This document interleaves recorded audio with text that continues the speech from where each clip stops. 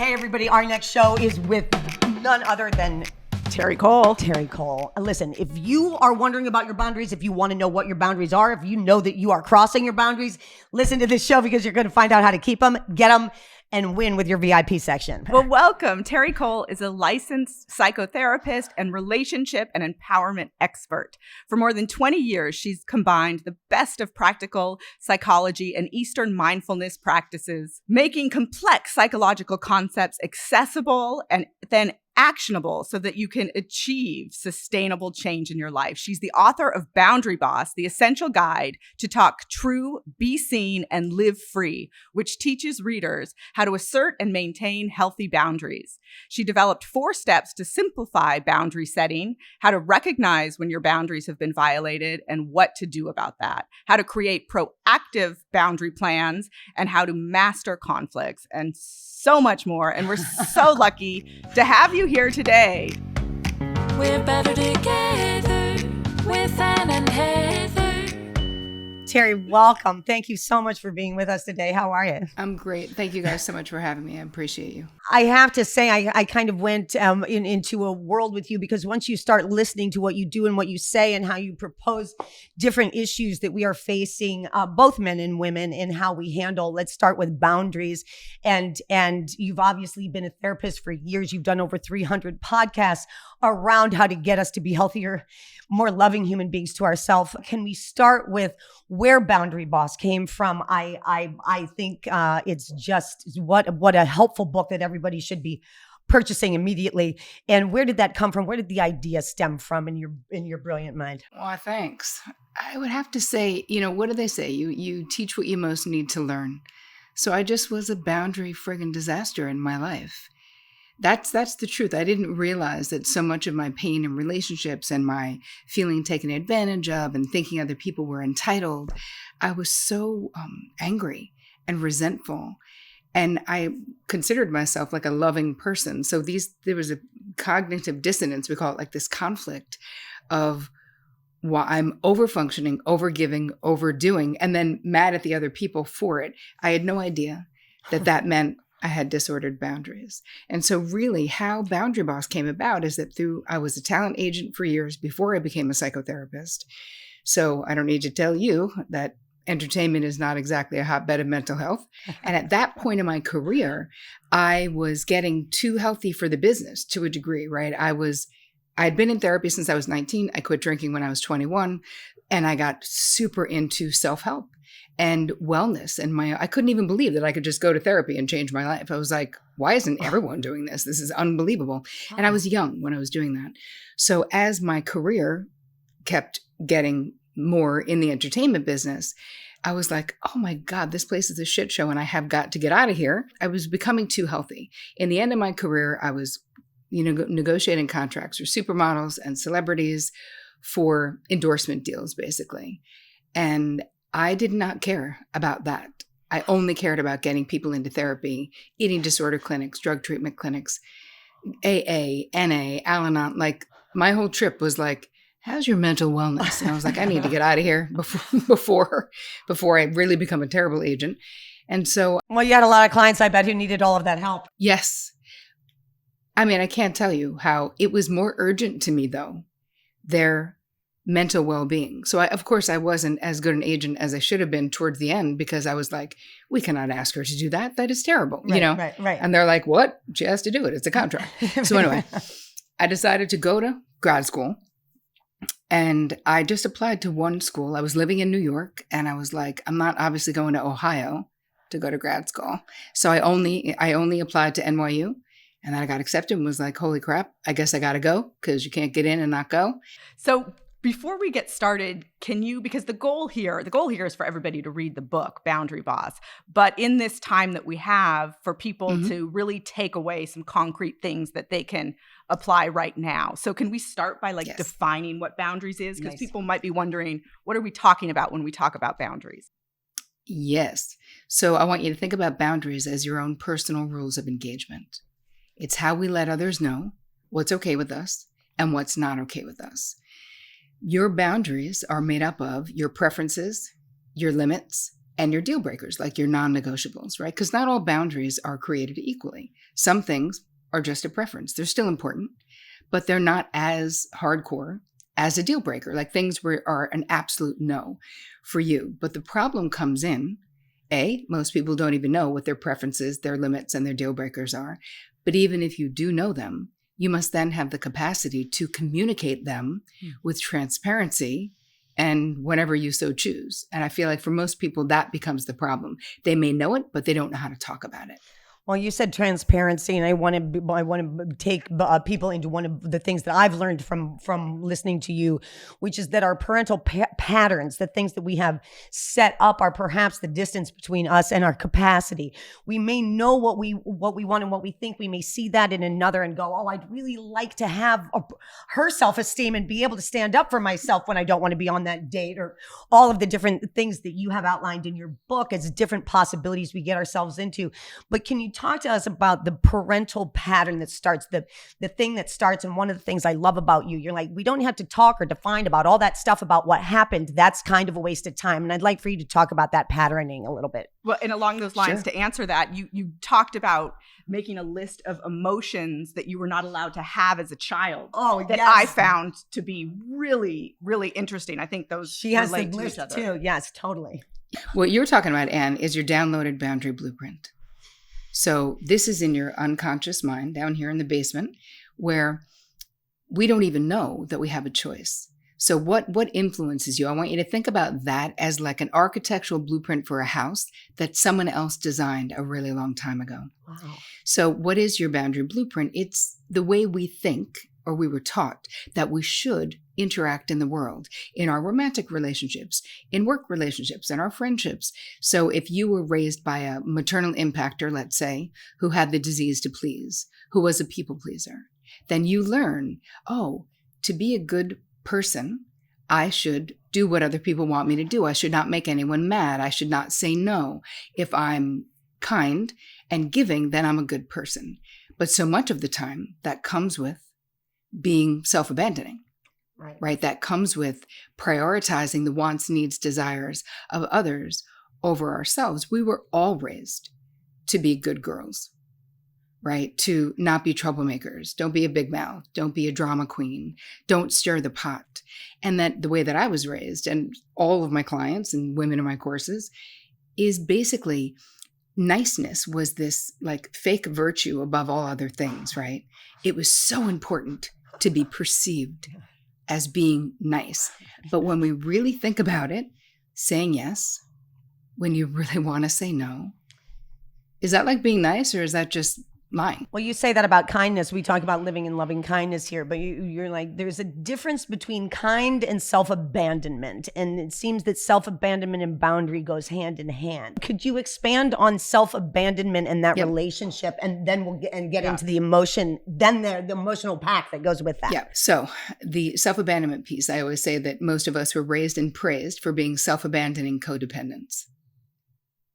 Right? It was like you just won an award for the more that you could give to others. I mean, so I was interviewed by someone the other day, and they were talking about that they were a Girl Scout. And one of the Girl Scouts' creeds was always put others above yourself. You're like, nothing like setting us up to just never be happy. Thanks.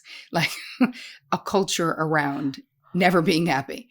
So how it's connected is that is having a disordered emotional boundary, a disordered physical boundary, because saying yes when you want to say no, or acting like you're the cool girl, right? Being like, you know me, I'm easy breezy, no fuss, no muss, never sharing your preferences because you just want to be like, whatever you guys want is good. That can't always be true. Some people are more particular than others, but we all have preferences. So that's where the disordered boundaries comes in. And Heather, what you were talking about was forbidden emotions. And so how this comes into the disordered boundary game is that I grew up in a house where anger was not allowed, right? A forbidden emotion. Right. So then what happens when you're angry? Well, A, you can't recognize it. B, you literally turn it into another emotion that's more acceptable. So I would turn my anger into sadness. I would turn it into depression, because it was okay if I cried, but it wasn't okay if I got mad. And imagine how that screwed up my relationships and my boundaries as I'm growing up and going forth in life. Because anger is one of the essential emotions that you literally cannot live a healthy life without knowing yourself in understanding your relationship to anger. But tears represent a weakness, or that's okay for a girl to be feeling because because it's self-deprecating and it doesn't have any strength behind it. Well, and it's not threatening. It's not threatening. I have a question because I think that for some people, myself, I don't know that I grew up in a family where certain emotions weren't allowed, but there were certain emotions that I did not see. So is that the same thing? Like, I didn't see a lot of anger in my family. I didn't see a lot of sadness in my family.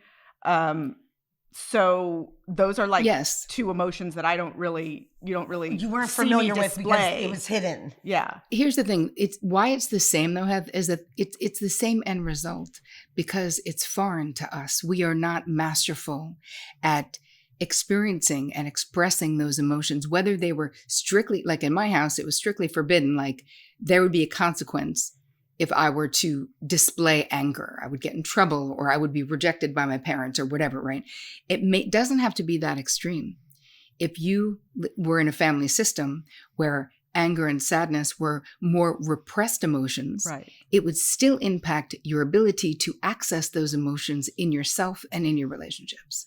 I see our producer, Ryan, who's nodding and shaking his head. And Ryan, we're talking about a female point of view. And I wonder if you could jump on in here with, is this a similar thing for a boy child who's growing up? And I know you speak, Terri, to all of us, but to me, it's always very interesting. Women aren't the only ones who are interested in self-help and the recognition of what the patterning is as a child. Is this ringing true to you? Did you have emotions that weren't allowed growing up? I mean, it was never said, it was never said you can't feel this way.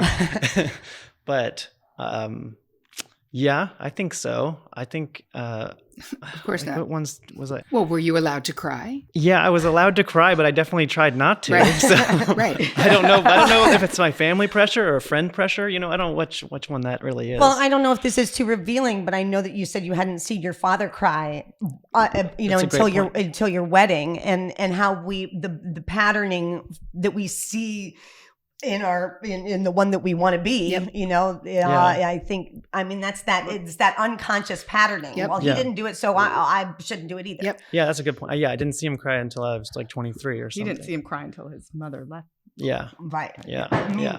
I didn't see my father cry until one of our horses died. And it wasn't the divorce. It wasn't the divorce.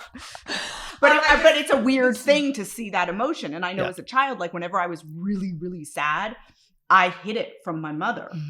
And I see my daughter did that with me. Like she wasn't totally comfortable when she was going through a breakup coming to me, but it's been a little bit different with my son. He's more open to come to me with his emotions. And so it's just an interesting dynamic that we set up without quite realizing that we do. And so do you think that that's something that you're doing now and you have no idea you're doing it to your kids? Well, let's go. I want to go into that question. Of course we're unconscious in some things. And of course, that's why we have Terri on and these incredible people to come on and help us teach and understand what we're doing. Part of it is bringing the awareness to the table. And I really like, Terri, that you talk about both male and female, because I think we assume as girls, like self-help is kind of a cool thing for girls, and women to get into. And you talk about it. It's obviously for all genders. Mm-hmm. And the way that we experience our change or our transformation, which you talk about, which is why this book is so important, the transformation into the healing of learning what these boundaries are, and we have different ways to approach them, men and women, I think. And I don't know if you want to talk about what you see in your practice that can illuminate that. Well, I think that it also depends on when you were born and how old you are, because I do think, thankfully, that some things are changing now. There's still, though, this collective consciousness around gender. But in the past few years, we've had so many different gender expressions and actually more progress towards more inclusion. But when you think about, there's still this, it's going to take a long time, like another 50 years probably, until the mindset about how gender roles how should straight men act? How should straight women act? Let's just say. Now, there's a lot that's, shaking this up right now, which is amazing. But really what we're talking about is what was the expectation? There's an expectation, like women, we're looking in a heterosexual way, are considered more of the softer sex. We're the bridgers, the assuagers, the fixers, we're the soothers of like life. And men are supposed to be making the money and doing the thing. And now I think a lot of folks now are rejecting those roles and becoming way more dual, right? Because we have yin and yang. All of us have both the feminine and the masculine and everything in between in us. But I think that there's a different kind of pressure put on men because you're raised more, at least back when I was being raised. So anyone in their 50s, let's say 40s, 50s, 60s, where there's an expectation of you being more independent, more of a leader, be strong. And for girls and women, it was more about be a team player, take one for the team, make sure everyone else is okay, be dialed in. You wonder why we have antennas that go up to friggin' Mars, because we're so, someone walks into a room and it doesn't matter. I mean, if you're an empath or a highly sensitive person, which so many people in my audience certainly are, and yours too, I imagine, the second someone walks in, I could sense if something is wrong. I don't even know you. And I'm like, I think that person might be violent. I'm not sure. Yeah. Like they just walked in the room and didn't say a word. Yeah. But it's almost like we felt or feel responsible for the feelings, the outcomes, the decisions, the relationships of other people, which is where codependency. Right. Yes. Like, how's everyone going to feel at the end of this Thanksgiving dinner? Everyone's going to be happy. And everybody like dreads the next Thanksgiving dinner because nobody said the truth and nobody talked about anything and nobody asked Aunt Mary why she was wearing a mustache. You're like, why? All of that conditioning that puts us in the center of, oh shoot, I forgot who I was, and next year I'm not going to remember either. Well, I think a lot of it relates to conflict avoidance. Right. So I know, like for me personally, my whole life is centered around conflict avoidance, and I'm trying to be better about that. I'm making her better at it. But in somebody who is really, really conflict averse, that really fucks with your boundaries, I would imagine. It does. But here's the thing. The first thing, anybody listening, anybody watching this who's like, oh my God, that's me. I'm conflict averse. Help. You're going to change your mind. Because we're really just talking about effective communication and talking true. When we talk about boundaries, all the myths around boundaries is like it's you just being like, no, and all aggro and kicking people to the curb and my way or the highway. And it's not like that at all. Right. What we're really saying is it matters. Who you actually are, Heather, and matters. How you feel matters. What you want matters. And if we go through life prioritizing this desire to avoid conflict because it makes us so uncomfortable, we are constantly self-abandoning to fulfill that directive of avoiding conflict. Right. So part of it is we got to change our mind about what conflict is. It's not a dirty word. It doesn't have to be mean or terrible or abusive. It can be, hey, I'd like to make a simple request that if you're going to be more than 10 minutes late, you give me a call.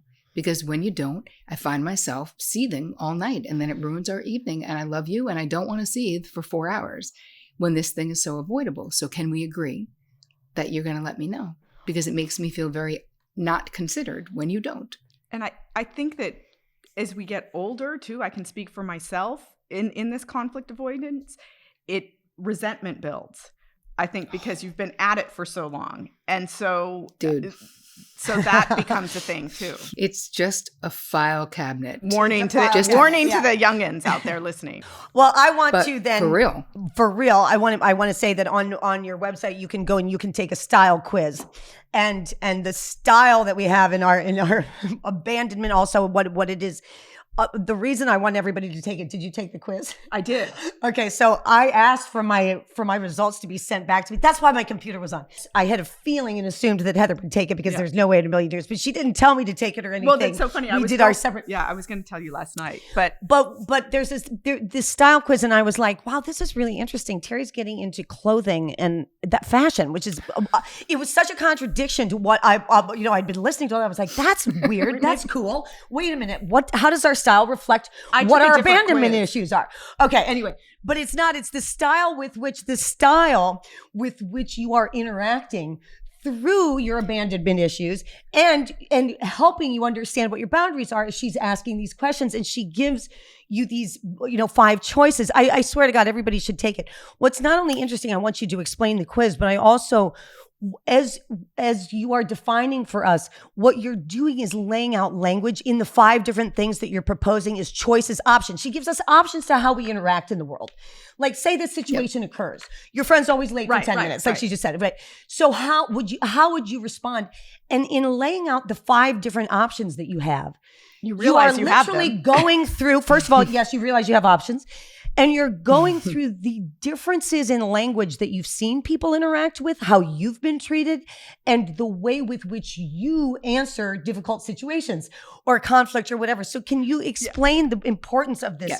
Of this quiz and I really appreciate simple language in helping us have a guide. And you say that you have a guide, and that it is also. By the way, before you answer that, the best response to one of those for people who don't drink, because I'm always sensitive about this. Well, you have to set up the. I actually do drink, and I don't think it's fair to people who don't drink when the bill comes and they have to pay for everybody's drinks. And one of the questions on there is, what do you do when the bill comes and you haven't had any cocktails and everybody else is drinking and they want to pay for their drinks? And one of your responses is, I'm not paying for y'all's tequila shots, in a funny way, which I just think is a great response, rather than being like, well, I didn't have, like, make it funny like that. I just really liked that. Yeah, right.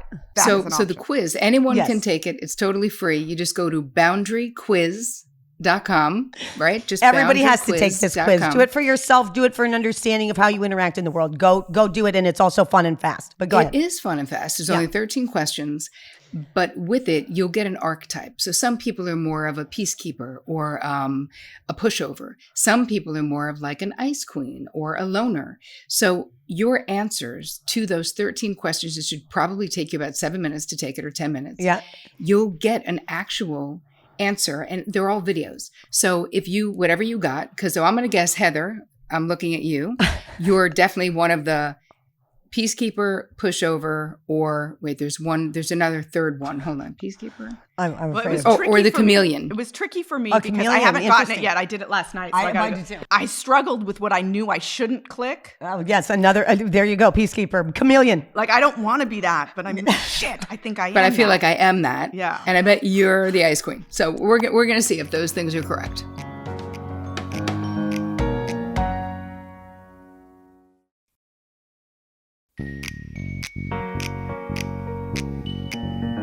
I, of course, could answer every question very quickly. I think one of the questions put me in there wasn't a response that I really liked, and which I also thought was really funny, because it's like, well, if you're in a conflict in business, what would you do? And there wasn't one like, oh, I'm going to like handle this, I'm going to negotiate, it's more like, no, I'm going to say what I want. I'm going to make people understand that my point of view is better, because it usually is. And there was no other option. And I was, and I would take it or leave it. I'm kind of a bitch. And I was like, oh my God, the one option. And it's not that people think I'm a bit, but of course that's part of why taking the quiz is so interesting, because I knew that what it also does is help you reflect and receive yourself in a truthful way. It's not about condemning yourself. It's about shining light on. And I'm pretty obviously confident about who I am. Ice Queen, I think could you describe that? Because I think that probably would be the category. I don't think any of these categories, I don't think you get a winning remark like, yay, you got 100%. You're a really good person. That's not what you're doing. You're showing us archetypes of ourselves. But I knew how to get 100%. Me too. I knew. You're right. I knew the right answers on every single page. Isn't that amazing? Because one of the archetypes, one of the archetypes is having healthy boundaries. So here's the thing. What the quiz does, it's basically saying, when you are not at your best, when your boundaries are disordered, when you're under pressure, because here's the thing, it's easier to have better boundaries when we're not in conflict, right? When we're not under pressure, when there's not a situation, because those are more positive boundaries. You can say, I really want to do this tonight or whatever. And that is also some kind of a boundary. But we're talking about boundaries where you need to push back. And that is where this archetype comes in and shows you when you're under pressure, are you more of a peacekeeper or not? And the reason why it matters for those of you listening, boundaryquiz.com, is that when you have insight and go, oh, because not all boundaries are disordered in the same way. You can have too loose boundaries, which are called porous boundaries. You can have too hard boundaries, which is called having rigid boundaries. And then in between those things, that's like the healthy boundaries are somewhere in between, but there needs to be a certain amount of flexibility. And the misunderstanding that most people have about boundaries is they think that rigid boundaries, someone who's like my way or the highway, is having healthy boundaries. And it's not. Mm-hmm. Because having healthy boundaries means you can talk to someone else, even if you disagree with them, and you can agree to disagree. Heather would appreciate if I had that. Heather would really like if I had that skill. I was literally just thinking that you do. Really? Just thinking that. Because, good. I let her say it. I mean, I know. I appreciate it. I like. We were on a phone call, to be completely honest with you, where I was doing it's kind of a little bit more. It's my way or the highway attitude. I do feel like I do. So thank you for saying that. But there are times about to say that about you because you will be very ding. strong in a position, but you will, if it makes sense to you, you'll come off it. You won't hang your hat on a certain position and never come off of it. If it makes sense and we get to it, you'll move on it. Right. I like the better idea. I appreciate that because that's obviously something that I've been working on in our. I mean, we like to learn. That's funny that you said that because I was literally just thinking that. But I do think I do put I like to stick by what I do, but also that's because I work hard at structuring what I do, and if you don't have a better idea, then you better listen to mine. And that was one of your options. But I would love for you to talk about these rigid boundaries, and I have so much appreciation for you. The ice queen, the rigid boundaries, and again going back to parental habiting and patterning, because so much of that comes from, I mean, how we pattern ourselves and how we interact is from what our childhood was. For me, it was fight or die. I mean, that's all there was to it. And a lot of what I believe in comes from that fight. And there are some things that you're just not going to, there's cloaks that I wear that, I mean, honey, you don't stand in my way. And those badges of honor, but also those things that you can't sometimes change in yourself. I'd like to talk about that because I feel like there's a gap between us understanding our boundaries, our ability, our capacity, and telling the truth, not about tell everything wrong. One of the things you say about parents is they were probably doing the best they could. We've learned a lot here on Better Together. Everybody is most usually doing the best they can. And for me to say that from the background I came from, that's giving a lot of forgiveness, I got to say, folks, because wow, you look at my parents, I mean, whoa, were they really doing that? But if you take that point of view and look back at the story about telling the truth yourself, I feel like there's a gap between our self-esteem and being able to tell the truth about what our interaction with that truth was. And can you kind of merge that for us? I can. What I was going to say, though, is that I feel like, listen, it's very generous to say people were doing the best that they could, right? Thank you. Because my 2 cents is this. It doesn't effing matter at this point, because what matters is you and your life and what you're going to do now. Right. And I think that people really like to jump over the part of healing that requires us to be really honest about the ways our parents failed us. We can talk to them, we cannot. They could be dead, they could be alive. It doesn't matter. The kid within each one of us can't just skip over that and be like, I would have therapy clients come to me and be like, I should be over it. It happened 30 years ago. I'm like, you're never going to be over it unless we honor what actually, we have to tell the truth. to ourselves at the very least. We don't need to listen. You don't want to involve anyone else. You don't have to, because it's your healing journey. But kids in dysfunctional and chaotic and abusive family systems, we are trained to abandon ourselves and be like, well, I mean, I understand why my parent did it because they had a terrible childhood too, and blah, blah, blah. Here's the thing. I don't care. The kid within you needs the acknowledgement of like, that sucked. That just was really bad. That was very bad for me. And I want someone, the child within us, wants someone to just honor, like, hey, that sucked. And look at where you are now. And this is amazing. But with the parents, like, I don't know, people really get into this whole trip on forgiveness.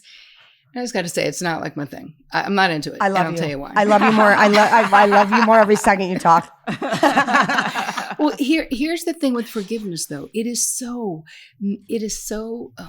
corrupted with ideas of, it's like we're giving up something. Someone's getting over on us. And then there's the whole religious connotation. There's just so much crap. Right. What I say is, it is our jobs to let ourselves out of resentment prison. Haven't we been in it long enough? Yes. Wow. And that's what this healing work does, is us waking up to the fact that we have the key to the resentment prison and we can just open the door and go forward from here. But I only ever will take people back to things that we must go back to in order to go forward. I'm not interested in talking about third grade for 10 years because who the hell cares? What I care about, if something happened in third grade that is blocking you from creating the life you want right now, well, then I'm super interested in that, unpacking that experience, honoring, integrating that experience. So I think that there's the resentment inventory that you talk about in the book? Yes. Okay. So yes. So that's actually a perfect segue to the resentment inventory, because people listening and scene of the crime. Yes, exactly. Because we just got to go back to this. I hate to say it, but this is just where it all starts. Is the scene of the crime, which is the family of origin, according to me. But people, when they go, I don't know where to start with my boundaries. Like, I don't even know how my boundaries are. So you go boundaryquiz.com and take that. That'll be your beginning. Exactly. And then you're going to take a resentment inventory, because that will tell you right now what relationships in your life need your attention most urgently. So I'll tell you what that is. You're going to write a list of your sort of the VIPs in your life, your closest people. And then you're going to there's a whole thing that says, resentment I'm holding on to. And then you're going to be really honest. And in that little box next to your best friend's name, you're going to say what resentment you're holding on to, if anything. And you know what you should say, and you know what you want to say, but this is a quiz for you to tell the truth. Yes. And it's also a quiz for you to it's not resentment. If we just go with the resentment, right? We can get so wrapped up in blame and shame and guilt. We're not going to do that. We're going to look at that resentment and go, okay, this resentment was created 50% by me, 50% by them. So what can I do differently? Where did I collude with this other person unconsciously to make this thing happen, or to allow it to happen? I didn't say anything. I lent my friend money, and then she said she'd give it back in a month, and then she didn't give it back for 6 months, and she's still not giving it back. But what is the onus is on me? Maybe I didn't say anything, or I didn't have a clear and clean agreement about lending money. And P.S., just never lend money. That's it. All right. It's just the dumb. It's just the worst. It's always going to go bad. If you lend money, don't ever expect if you can't afford to give it, you don't give do it. Yeah. We can all agree on that. Yeah. And if you can, fantastic. Yes, it's just the worst, because money is not just dollars and cents. Of course, it's fully loaded for whatever it meant in your family system. But what because it becomes an exchange. You want something back from that scene of the crime or whatever that was back in your childhood. So you're supposedly lending the money, but what you're asking for is the healing of something that you have had broken. And then when they don't do that for you, then you take it out on them, because it's all the resentment that you build up from whatever you saw when you were 12 or whatever. In the book, you talk about, I think it was maybe it was a patient or somebody who in the workplace kept getting into fights in her office, no matter what job she was in, would have these rivalries with somebody. And then when you dug deeper, you found out why. I think that maybe talk about that now. People could relate to that. Yeah. Yes. That is actually was such a fascinating story. And I've actually seen it before. So I call this repeating boundary realities or repeating relationship realities so I had this client, she had a job. She had like an arch enemy, Mary. She hated this lady. Everything about her she hated. She's like, she's disgusting. She doesn't wash her hands after she uses the bathroom. Like everything. She just hated her. So then I thought, well, maybe. And she would always say things like, well, everybody has this. And I would always say, no, not really. Just right now, we're just talking about you. Like people will try to normalize their behavior by being like, I'm sure everyone has this experience. I'm like, not actually. Somebody that they hate. Anyway, some next rival job, like that. she has the same exact situation. Yeah. Same thing. But her name wasn't Mary, but it was literally the same thing where she was like, I hate her, blah, blah, blah. Right. And then finally I was like, okay, the common denominator in this lady's story, of course, is her. It's most often us, isn't it? It's most often us, isn't it? Living our lives, right? It's pretty much got to be us, especially if it's a repeated situation. It's definitely you. Meaning, doesn't mean the other person may not be acting like a jerk. Maybe they are. But why are you drawing that into your life multiple times? Mm-hmm. That is an unhealed something in you. Mm-hmm. So I gave her these things that I call the 3 cues for clarity. So these 3 questions you can ask yourself anytime you're in a repeated situation where you're like, how am I in another relationship with another unavailable person or whatever it is? And I said to her, so of these arch enemies you've had, who do they remind you of? Where have you felt like this before? And how or why is the way you're interacting with them, is it familiar to you? And she was like, oh my God, this is so embarrassing. Just like my sister Beth.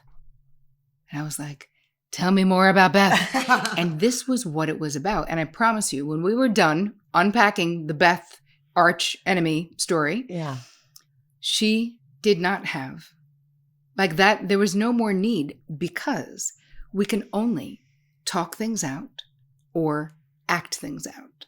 Wow. So when she talked it out, she was no longer compelled to act it out. That I'm going to repeat that one. This is we have 2 options. We're talking it out or we're acting it out. And this goes back to, I think, the scene of the crime, telling the truth about your story. Once you, and we talk about this a lot on Better Together, once you speak the truth, the good thing is then you don't have to keep gossiping about somebody else and why they did it wrong for months and months and months. Once you tell the truth and you are witnessed, and I think that is also a part of it, in the beauty of therapy or the beauty of having a best friend. Once you say the truth and you're not bullshitting yourself, it becomes something you can look at and then make a conscious choice about how you are going to organize your emotion to activate the purpose of what it is that you want to commit to that's next and further. And I just want to squeeze you. These are the things that we need. We need so many reminders of, but when we're told what our choices are, like, listen, you're doing one or 2 things. You're acting it out or you're doing it. I mean, you're telling the truth about it. So it just simplifies for us so much. I have to, if I can just bother you to talk about the manipulative person. You talk about and manipulation. Signs that you were being manipulated. Golly. I mean, I still want to get back to the list of emotions. We want to talk about the meditation at the end. You've given us the 3 cues. Everybody's got to take the quizzes. But I know for a fact that when you start listening to Terri, you're going to be able to organize yourself in terms of where you are when you listen to any of the stories of these issues that she's talking about where you could have been. And whether or not you went through that same exact situation, I'll tell you what, when you talk about being emotionally manipulated, and again, this is part of how we don't understand our boundaries, so we don't know how to say no. Or she talks to you on the quiz and says, hey, listen, when you're on a first date and it's 20 minutes in and you really don't like that person, what do? Do you stay and have dinner anyway? Or do you, get up and say, excuse me, I think it's time for me to go. Did you go in the bathroom and just leave? What was your answer? No, of course. I said, hey, listen, it's probably not good for me, but I'll see you later. You go into the bathroom and leave and skip out. No, I suffered through dinner. You suffered through dinner. See, but so all of these things are helping to organize us. My patterning was so much so that I got involved in being emotionally manipulated, and every single thing. I want to encourage our listeners to go on. If there is a topic that you think that you're in the midst of, And Terri, you've done over Well, let's 300. go through those signs because I recognized a lot of them. The emotional manipulations. The Yes. love bomb. The love bomb. Love that word too. Can you talk about Yes. emotional manipulation? And of course, we're talking about Boundary Boss, the Terri Cole's book here, and all of the different things that are pathways into not understanding our boundaries. And being emotionally manipulated is not something that I recognized. Well, that's somebody burrowing into your boundary without you quite realizing that they are, right? Yes. Please illuminate emotional They're emotional very manipulation. Sneaky, yes. The way that I called it in the book, right? I talked about boundary destroyers. So everything that I teach you in the book, even about boundary bullies, is different because none of those rules that I teach you, how to have a proactive boundary conversation, I give you a whole chapter of just scripts. None of that really applies if you are dealing with a master manipulator. Could be narcissistic personality disorder or any of the other untreated cluster B personality disorders. Could be histrionic, could be bipolar. Untreated though, keep in mind. Where if you go to them and are authentic and are earnest and honest about how you feel, they will for sure use it against you. So let's talk about sort of the top manipulation tactics that we see that people need to be aware of. So the two probably most damaging. So we have love bombing, which a lot of people are familiar with. It means that they pour it on, want to fly you to Paris for dinner on like date 3. Can't wait to ask you to go to a wedding in like 2028, like talking about the future, having the most amazing sex. Like everything is just so awesome. Mine being love and it's like addicting. Yeah, and like they're for a day. Get out. Okay, sorry. But then you're moving into this accelerated timeline with love bombing too, usually, that they're amping up the timeline. Like, well, my lease is up and we're going to move it. Like, it always makes me so nervous when clients are like, it's amazing. I'm madly in love. I've been on 3 dates and we're getting engaged. And I'm like, hey man, pump the brakes. Because if it's good on the 3rd date, it'll be good on the 3rd week and the 3rd month. Yeah. But if we're accelerating it so fast, it is being driven by something other than love or lust. Right. There is a way of trying to grab you and sink their teeth into you, which is what they're doing. So that's love bombing. Another one is gaslighting, where someone who is denying your reality, your lived experience, they will either bold-faced lie to your face and be like, I never said that. I never said we would do that. No, you misunderstood. Or they'll use fake concern. They'll be like, babe, I'm worried about you. I really am. Listen, I wasn't going to say anything, but Bob said that he's worried about you too. Right. I mean, right. I think we should cover one more thing please, for the audience. This is a question I always get. Do we have time? Yes, please. And I have one more thing too. Okay, great. So how about you do your one more thing? Because it might be the same thing. Okay. I really liked when you talked about body wisdom and when you step away from something to note how you feel after the interaction. Can you talk just a little bit about that? Because I think that's something that everybody can recognize within themselves to make a change. Is that the same one? Yes. And here's the thing, Heather. That was what I was going to talk about. Yes. I swear to God. That's so funny.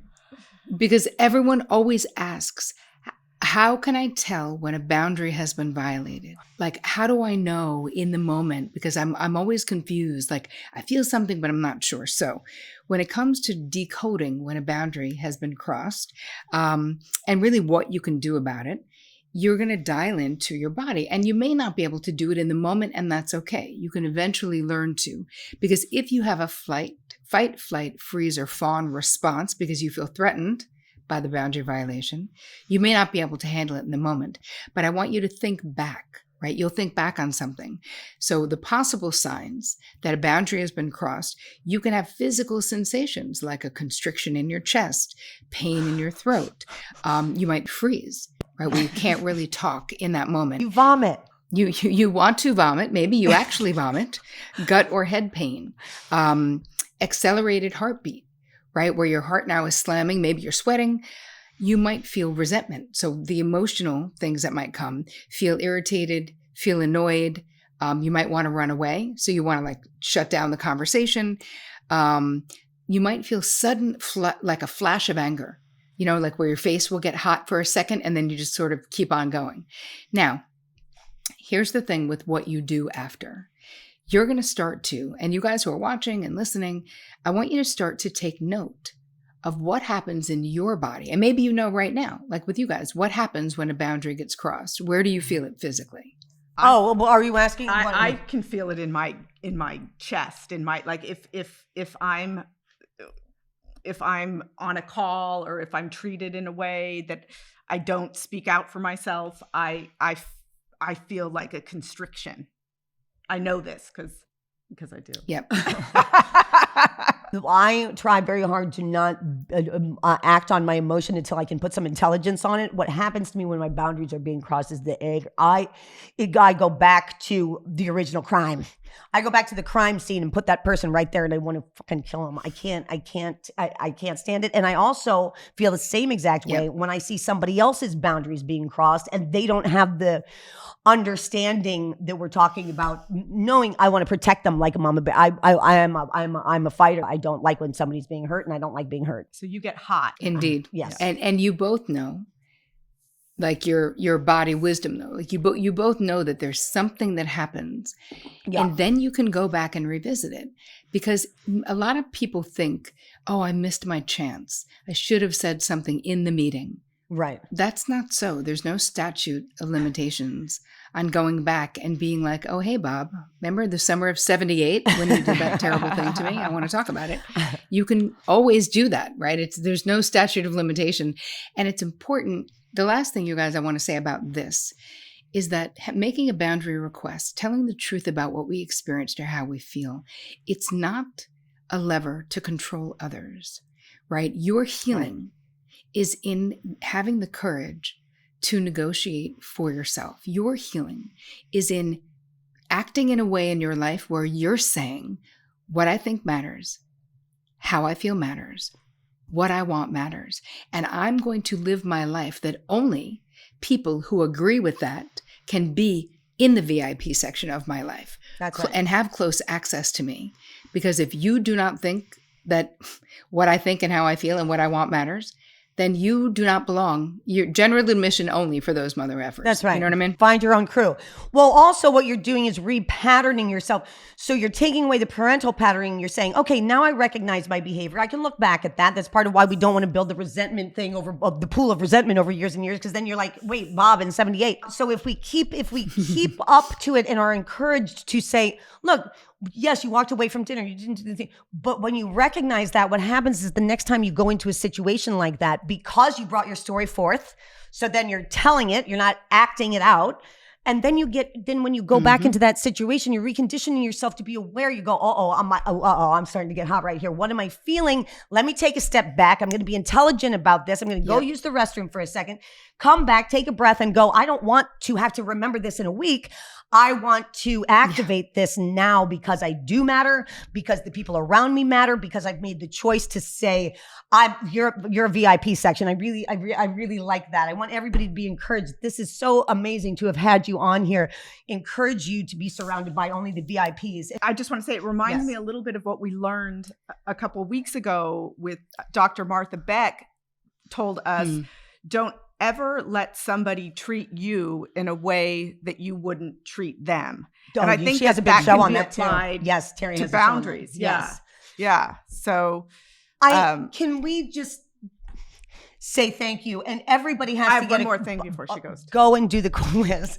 We ended the thing. No, but I think it would be fantastic. Are you kidding? I could have her on all day. Go. I know, but if you did I'm here. the four breaths with us before we go, because I think the meditation. I think we're going to end with your 2-minute meditation. But the thing that you do with 4 breaths is so easy for us all to do now. And as a matter of fact, I told my son, who's a pitcher, a high school pitcher, and he, in the middle, he turns around on the mound and can do this, and it's just a very simple because it's thing. 16 seconds. Exactly. Right. So can you take us through that to close us out? Sure. Lovely. I sure can. Close your eyes, and we're just going to breathe in for a count of 4. Go. 1, 2, 3, 4. Now hold. 2, 3, 4. Exhale. 2, 3, 4. Hold it out. 2, 3, 4.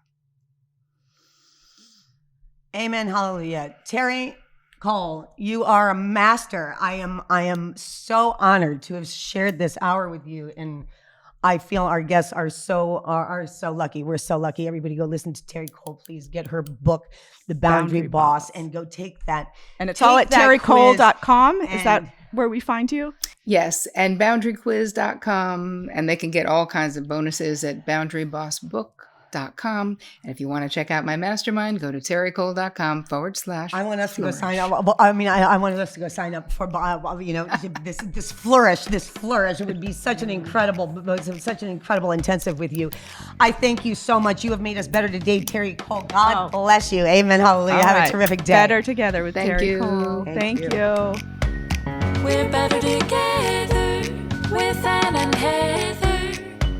There's so much to take away from this show. I feel like listening back to it to understand. That was a good one.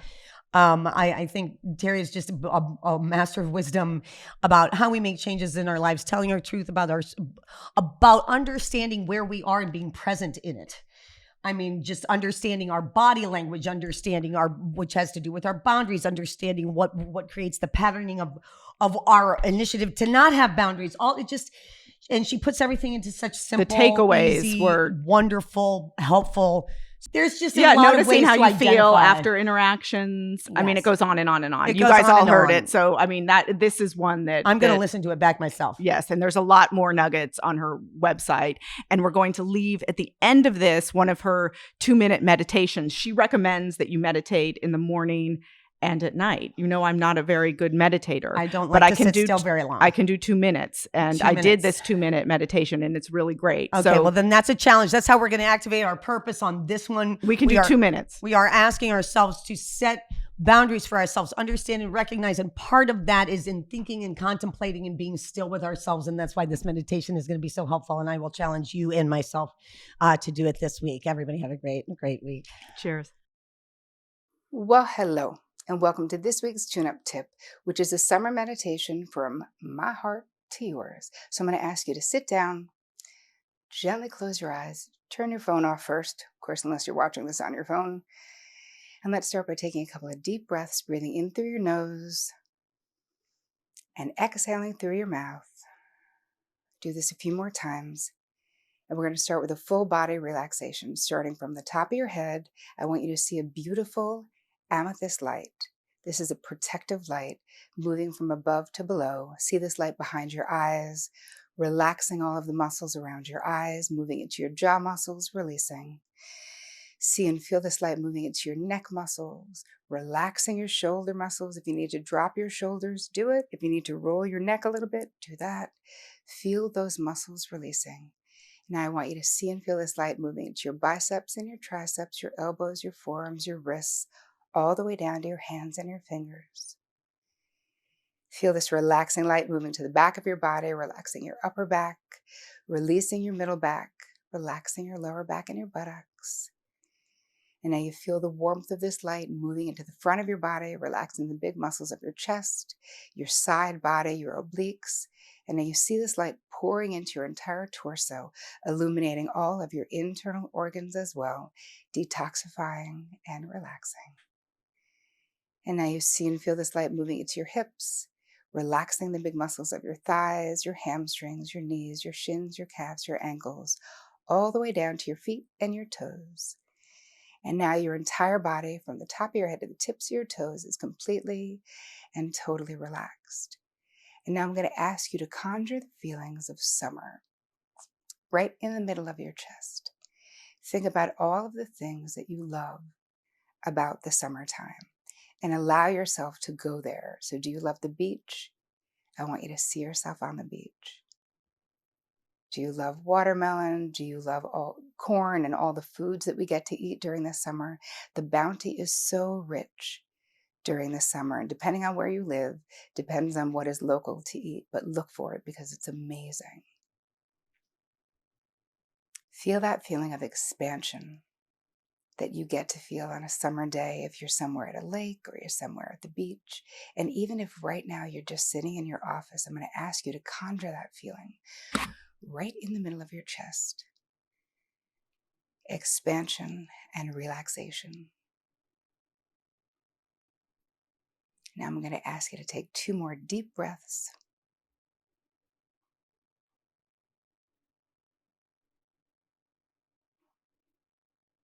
I'm going to count backwards from 10 to 1. 10, 9, you're feeling rested and relaxed. 8, 7, feeling incredibly grateful. 6, 5, feeling regrouped and renewed. 4, 3, feeling ready for what's next. 2, 1. So just stretch your hands and rock your feet and give yourself a nice big full body stretch. And welcome back. I hope that you use this little meditation whenever you need to get away, whenever you need to feel that feeling of rest, relaxation, and expansion. I hope you have an amazing week. And as always, take care of you.